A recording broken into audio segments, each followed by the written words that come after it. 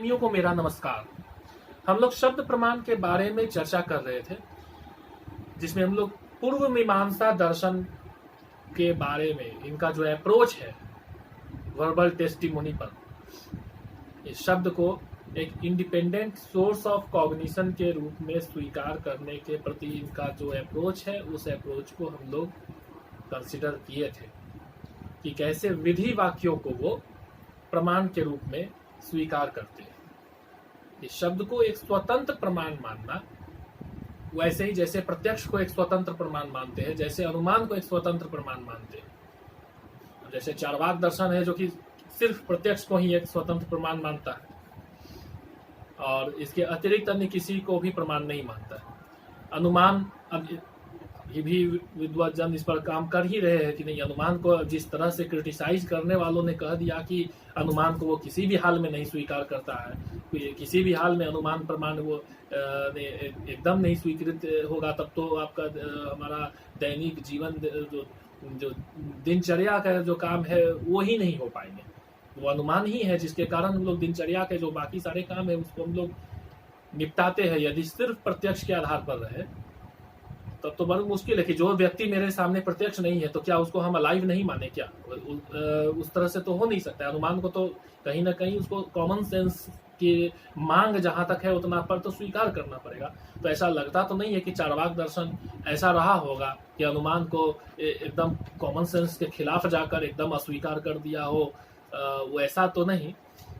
ये कह सकते हैं कि वो एक इंडक्टिव अप्रोच, हाइपोथेसिस, जैसे एक वर्किंग हाइपोथेसिस एक चीज है और वो परफेक्ट या एकदम accurate information, accurate knowledge, perfect knowledge, accurate information जिसको कि हम प्रमाणिक रूप से कह सके, उसको हम ऑथेंटिक ऑफिशियली एक्सेप्ट कर सके, एक ऑफिशियल फिलॉसफी इसको बना सके।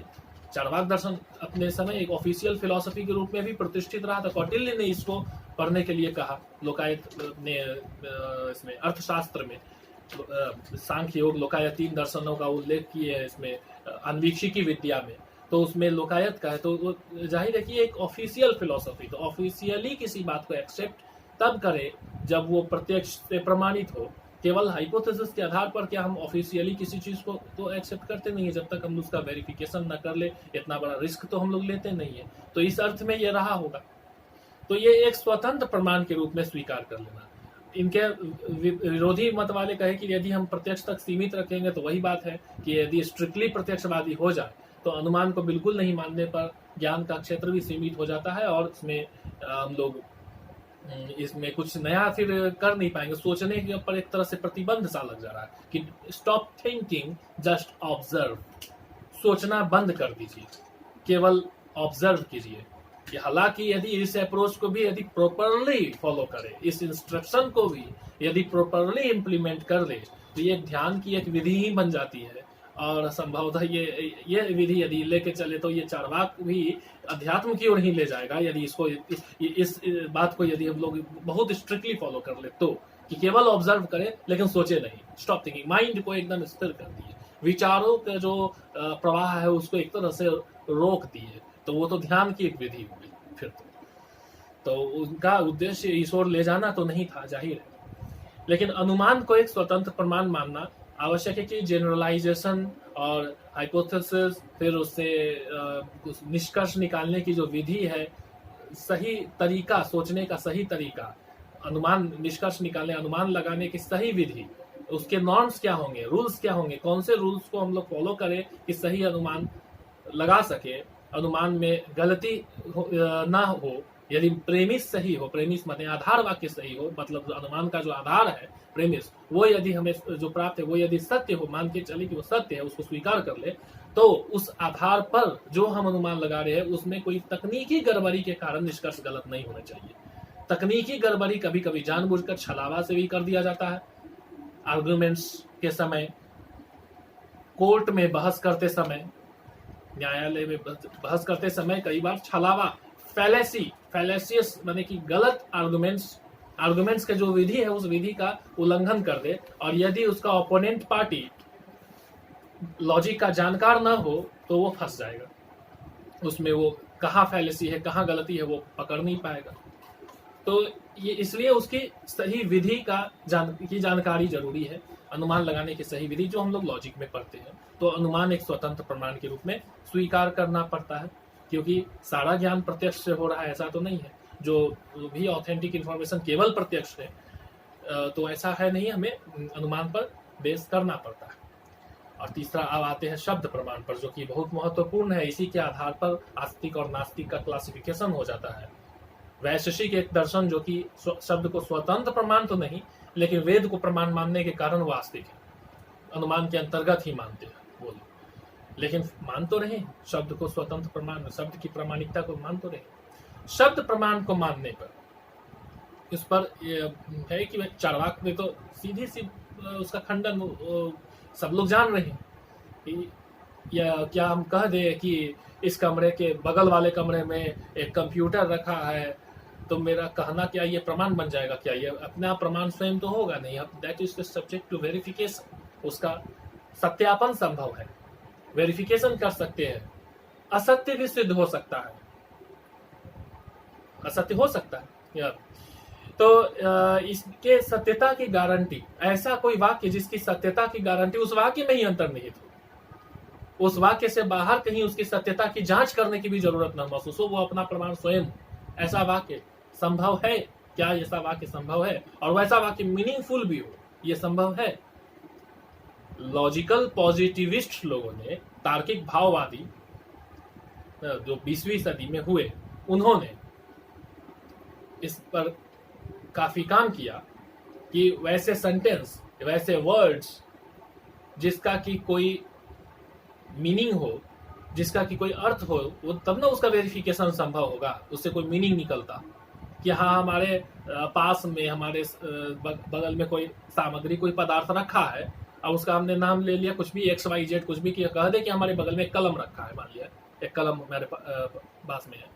ये वाक्य कोई मीनिंग निकले पहले, इसका कोई मीनिंग जनरेट हो सके, कोई अर्थ इससे निकल सके पहले, तब तो इसका वेरिफिकेशन कर सकेंगे कि हाँ यह कलम सच में है कि नहीं है, इसकी जांच कर सकेंगे। और वो असत्य भी सिद्ध हो सकता है, सत्य भी सिद्ध हो सकता है। यदि होगा तो सत्य होगा, नहीं होगा तो असत्य भी सिद्ध हो सकता है, लेकिन पहले अर्थ तो निकले। अब हम ऐसा कोई वाक्य बना दें कि नहीं मेरे पास कुछ है, ऐसा कुछ है, लेकिन वह कुछ क्या है कुछ भी कह नहीं सकते। वो कुछ का हम कोई नाम दे दे, कोई ऐसा नाम दे दे जिसका कि वेरिफिकेशन ही हम अपने बोल दे कि इस वेरिफिकेशन असंभव है, लेकिन वो है। उसकी जांच नहीं कर सकते, उसको आप देख नहीं सकते, लेकिन वो है। तो देख नहीं सकते लेकिन वो है, अनुभव नहीं कर सकते, किसी भी रूप में हाल में अनुभव का विषय बन ही नहीं सकता है, लेकिन वो है, तो उसका कोई मीनिंग नहीं निकल रहा है। तो ऐसा वाक्य ही मीनिंगलेस हो गया, नॉनसेंस हो गया, सेंसलेस हो गया, कोई मीनिंग ही उससे नहीं निकल रहा। तो एक थ्योरी ऑफ मीनिंग उन्होंने निकाल दिया, वेरिफिकेशन थ्योरी ऑफ मीनिंग, कि नहीं जो ऐसा ही शब्द, वैसे ही वाक्य जिसका वेरिफिकेशन संभव हो, वेरीफाई कर सके, उसको हम सार्थक मानेंगे। पहले मीनिंग तो निकले, तब तो उसका हम वेरिफिकेशन करें, सत्यता या असत्यता की जांच करें।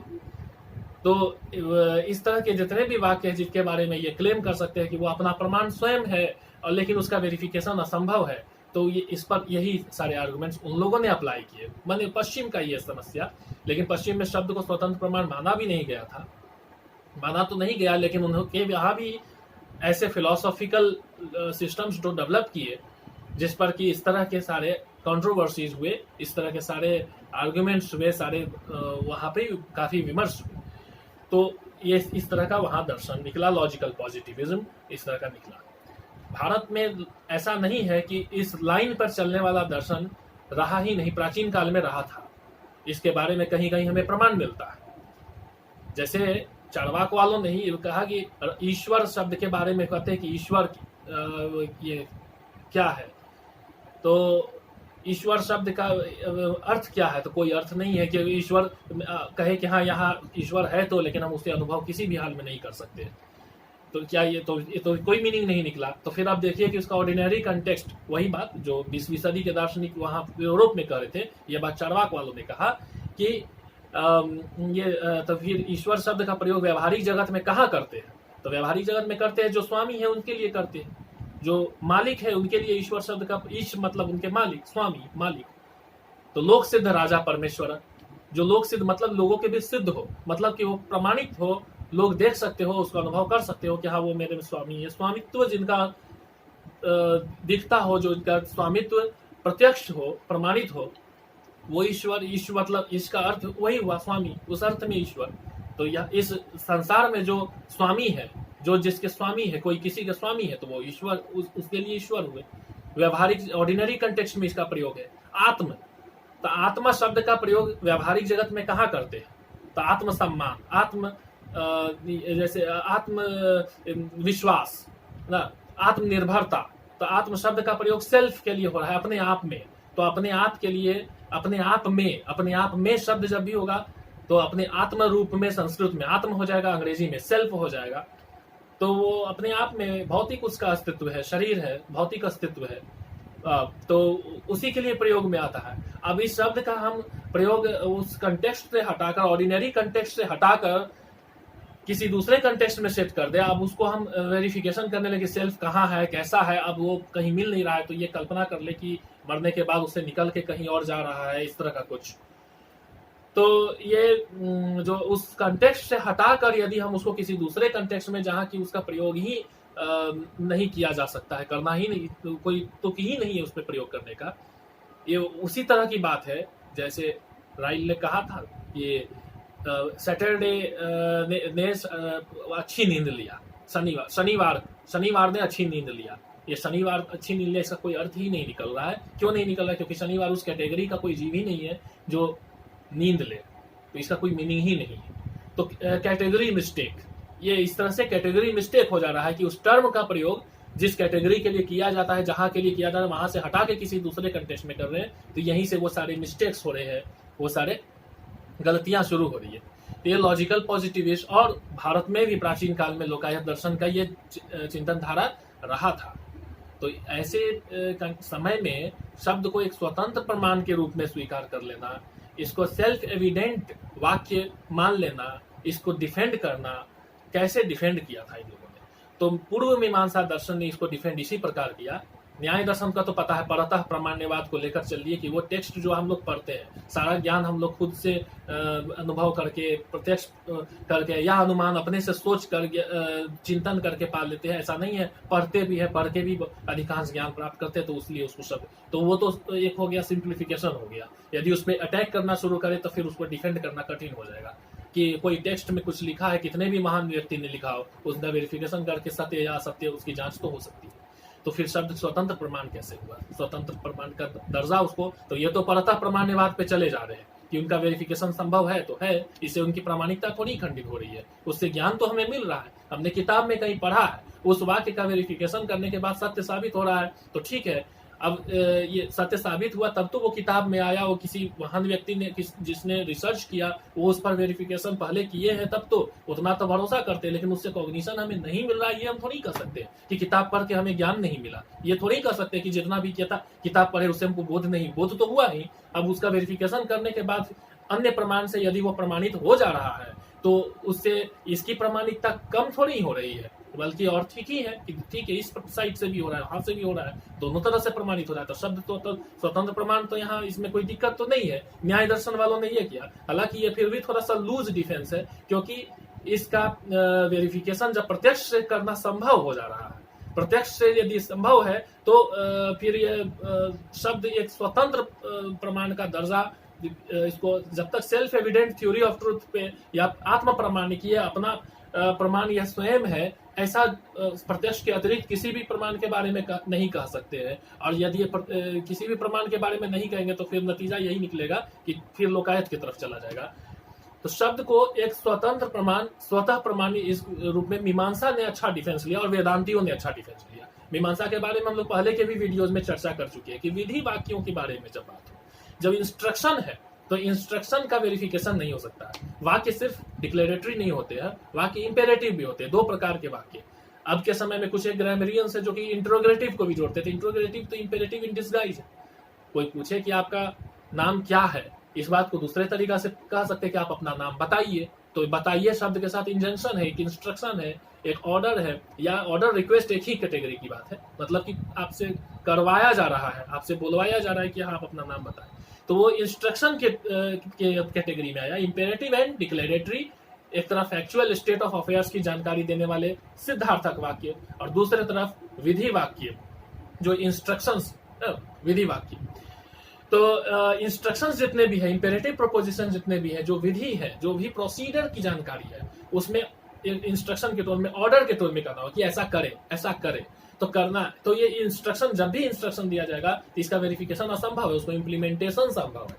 तो इम्प्लीमेंटेशन करने योग्य कोई कॉन्स्टिट्यूशन हो या धर्मशास्त्र के नियम हो, आदर्श, कोई ऐसे आदर्श हो, नैतिक उपदेश हो, नसीहतें हो, या कोई भी कार्य करने में दक्षता कराने, स्किल डेवलपमेंट के लिए कुछ इंस्ट्रक्शन दिए जा रहे हो, उसको इंप्लीमेंट करके सीखना हो, ट्रेंड होना हो, लर्निंग बाय डूइंग, कि कोई कार्य करने में ट्रेंड हो रहे हो, तो वो दक्षता प्राप्त करने में हम जो गुरु है उनका इंस्ट्रक्शन को इंप्लीमेंट करते हुए ही दक्षता प्राप्त करते हैं, तो सीखते हैं, लर्नेड होते हैं। तो ये पूर्व मीमांसा दर्शन का अप्रोच है।